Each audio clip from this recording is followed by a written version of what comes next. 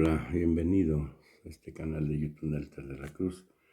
Denle me gusta y abajo la campanita, piquen y púchenme. A ver, mira cómo,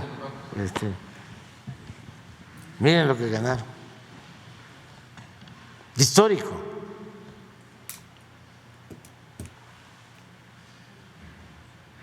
No quisiste que Pero les hiciera una voy reforma para quitarle a los decir algo, pacientes apilados que tienen dentro de la población.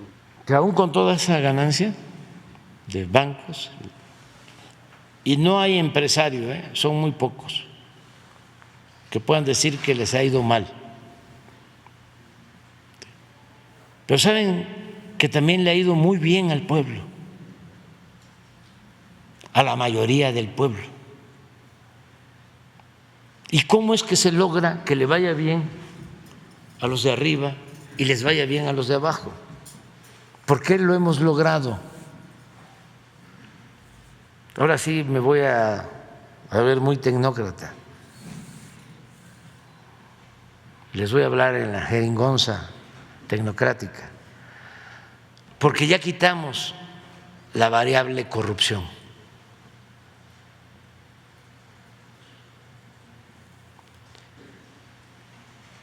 Y estoy seguro de que ahora que salga la nueva encuesta de ingresos gastos del INEGI, que se hace cada 2 años, va a salir este año. La levantaron el año pasado, la levantan cada 2 años. Va a reducirse la pobreza en México. Eso es lo que va a registrar la encuesta. No. El principal problema del país, no lo olvidemos, y esto es lo que se está demostrando, es la corrupción. Eso era lo que nos impedía avanzar, era lo que daba al traste con todo.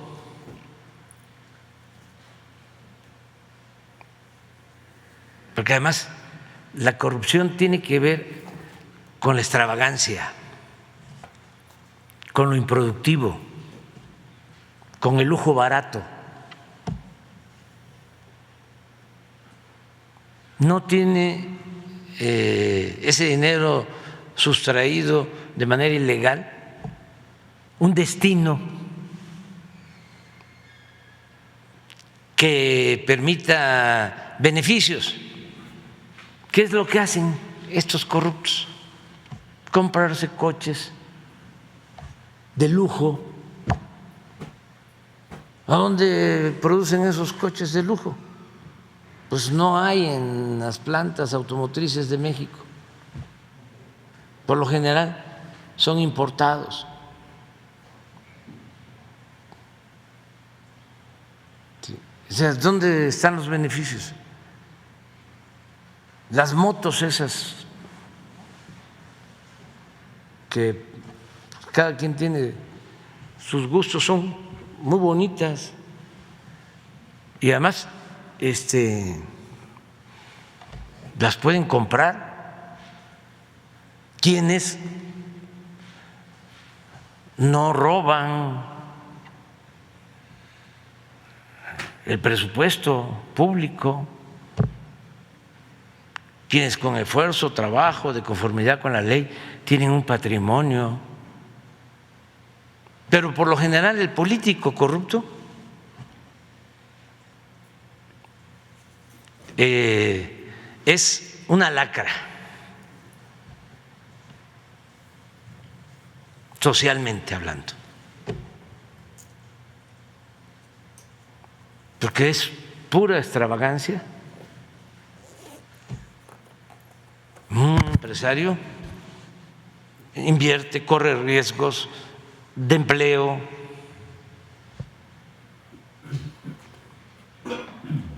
pero un político corrupto, además terminan llevándose el dinero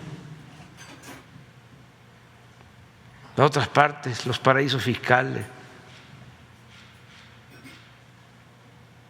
¿Ustedes creen que siempre están usando sus departamentos en Miami o en Nueva York? No, pues en Europa, si acaso los usan cada 15 días, un mes, los mantienen cerrados con sus cuidadores pagando mantenimiento. Una economía completamente improductiva.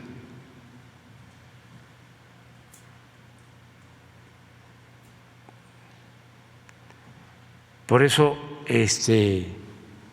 nos está funcionando el modelo, el humanismo mexicano.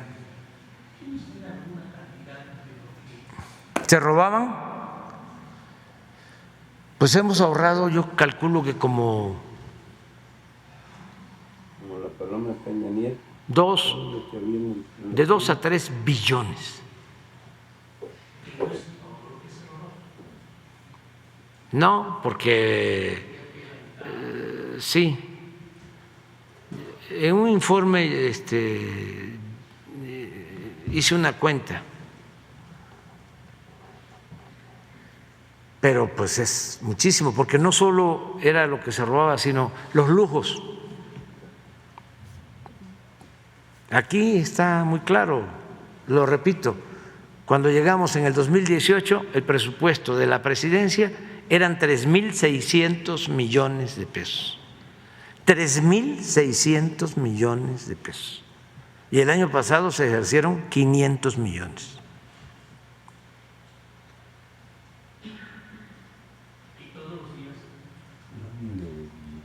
Y eso, pues nada más, imagínense en Pemex, que la mitad del presupuesto de Pemex durante el periodo neoliberal se destinaba a explorar y a perforar pozos en el norte y en aguas profundas, donde no hay petróleo, y si hay, cuesta muchísimo extraerlo. Cuando el petróleo, pues todos sabemos, está en el sureste, en tierra, en aguas someras. Ya Tabasco, después de 20 años, volvió a ser el principal productor de petróleo del país. ¿Y cuánto nos cuesta sacar el petróleo en Tabasco? A razón de $6–8 por barril. ¿Cuánto cuesta extraer un barril de petróleo en el norte? $20–25 promedio. Entonces uno dice, ¿pero no eran buenos técnicos? ¿Que no lo sabían? Claro que sí, pues es elemental, es de juicio práctico. Entonces, ¿por qué actuaban de esa manera? Porque no les importaba extraer petróleo, lo que les importaba era robar. Entonces daban los contratos y se obtuviera o no se obtuviera petróleo, ellos ganaban. Un caso así clarísimo fue cuando le concesionan a Repsol la cuenca de Burgos, porque supuestamente iban a extraer más gas que el que extraía Pemex. Esto lo hizo Calderón. Y les empiezan a dar contratos, pero de miles de millones de dólares. Se llevan todo el dinero de los contratos y no hay más gas que el que extraía Pemex antes. Y hacen así, se cancela el contrato y se llevan todo. Sí. Entonces, eso es lo que quieren, que regrese. Y las empresas que lograron contratos con Pemex que no han producido petróleo, lo que yo sé es que tienen sus cuentas en la bolsa de valores. Sí, especulan. ¿No sacan petróleo? No, se entregaron 110 contratos. Imagínense el engaño, la mentira de que con la llamada reforma energética, y no han ofrecido disculpa, sobre todo los promotores, articulistas, expertos, medios de información. Bueno, hasta me dio un infarto, pues, por eso. Porque ya les expliqué, estábamos parando esa reforma, llamábamos a la movilización y llenamos el Zócalo 2, 3 veces en contra de esa reforma, de la privatización del petróleo, de la entrega de bloques del territorio a empresas particulares para llevarse el petróleo mediante un mecanismo de utilidad compartida, contratos que eran violatorios de la Constitución en su espíritu y su letra original. Esto lo contempló en una reforma tanto del presidente después de la expropiación, Adolfo Ruiz Cortines, como el presidente López Mateos. Con Ruiz Cortines se hace una reforma al 27 y se dice: en materia de petróleo no se van a permitir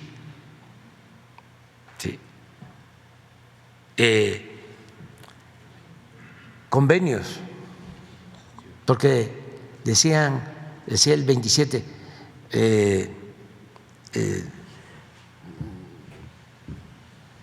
que se podían permitir, o no estaba claro si se podían permitir convenios y contratos. Entonces, don Adolfo dice: no van a haber convenios, porque ya habíamos entregado todo el litoral del Golfo después de la expropiación, con los llamados contratos riesgos a empresas extranjeras. Imagínense, nos salvamos de milagro, porque se cancelan esos contratos riesgos con Díaz Ordaz, estando don Jesús Reyes Heroles, el director de Pemex, se cancelan, y a los 3 años, 5 años, se encuentra el yacimiento de Cantarell, pero ya era de nuevo de la nación, y ese yacimiento estaba en los contratos riesgos entregados a empresas extranjeras petroleras. Bueno, después de que hace esa modificación constitucional don Adolfo Ruiz Cortines, viene López Mateos y dice: no se permite en materia de petróleos ni contratos, ni concesiones, ni contratos. Entonces, llevan a cabo la reforma que traen hasta abogados del extranjero,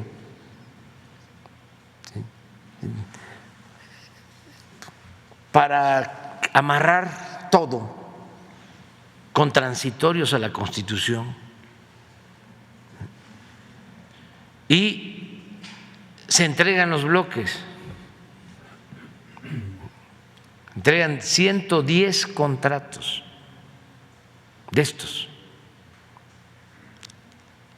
y empiezan a decir que se iba a incrementar la producción petrolera, creo que en 2-3 millones de barriles diarios con la reforma energética. Entregan los contratos y lo que tú dices, no invierten, empiezan a vender las acciones y ponen en el mercado financiero las concesiones para especular. Y de los 110 contratos hay como 3 en donde se invirtió y en donde están explorando, pero están extrayendo, han pasado 6 años ya, 8, como 20,000 barriles diarios. No me voy a meter porque es lo mismo de la reforma al Poder Judicial. Imagínense. No, claro que podrían cancelarse porque incumplieron, no invirtieron, pero no. Como afortunadamente el pueblo de México dijo basta y se inició la cuarta transformación, no les dio tiempo de entregarlo todo, porque quedó pendiente. Fíjense que iban a entregar el litoral de Yucatán y de Quintana Roo, toda la zona turística, pero ya no les dio tiempo, como tampoco les dio tiempo de poner a todos sus empleados en los órganos reguladores, en la CRE y en la Comisión de Hidrocarburos. Entonces, afortunadamente, tuvimos la posibilidad de hacer nosotros las propuestas y quienes están ahí mayoritariamente son patriotas, no mercenarios. Entonces, no les dio tiempo de robárselo todo. Además, era mucho lo que tenía la nación, bastante. Cuando iba yo a entrar a la presidencia, me dijo un famoso político del régimen: ¿y cómo le van a hacer con lo que nos dejaron? Con eso. Porque en el caso del petróleo llegaron a quedarse con el 20% del potencial y el 80% no lo entregaron porque ya no seguimos con las llamadas rondas. ¿Y por qué pude decir ya no vamos a seguir privatizando o entregando áreas petroleras? Porque desde las primeras reuniones les dije: inviertan, produzcan, desarrollen ya los campos que tienen, y si invierten y producen y desarrollan los campos petroleros que ya les fueron otorgados, entonces sí pensamos en la posibilidad de hacer una convocatoria nueva. Pero como no invirtieron nada, porque todo fue pura especulación.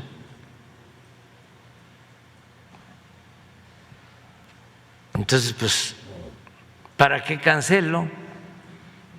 No, capaz que me vayan a acusar allá a la Casa Blanca.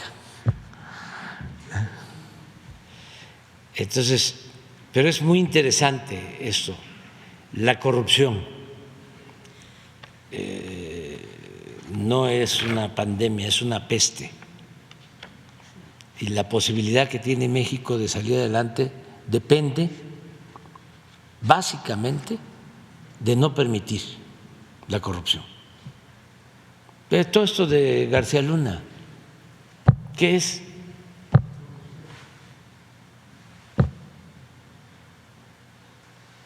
Todo es corrupción,